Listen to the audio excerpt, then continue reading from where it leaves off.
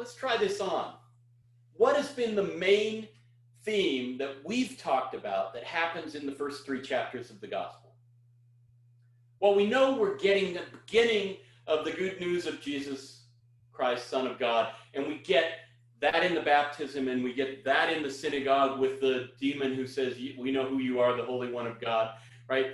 We get a little bit of that early. We get a little bit about the character of Jesus in the healings, but the one we noticed last week is this meteoric rise of his popularity. On the beach, as he tells the parable, are all of these people. That's not accidental in Mark.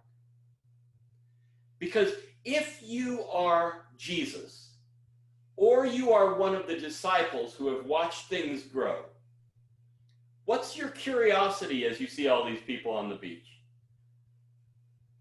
Are they going to stick around? Do these people stay with us? Is this going to be grow even bigger, and then everybody stays around and we become this huge thing, right? Already the disciples feel like roadies for a rock star. Are these people going to stay? Are they going to keep coming over? If so, we may need more food, right? They may be assessing the staying power of this audience. And if that's happening, if Mark is kind of arraying things so that this mysterious parable that would have been multiply interpreted on the beach and probably a little more narrowly interpreted by a bunch of Christian folk who are hearing it alone in a living room somewhere in the Roman Empire, when we put it in the context of what Mark is up to, maybe he is saying, now just stay and watch for a while. Because notice, the stuff that falls on the footpath doesn't ever sprout, right? Doesn't ever go anywhere. And there are people in this story already for whom that's the case, right? They listen and they oppose, or they listen and they don't get. But the other 3 kinds of soil all look the same a couple weeks in, right?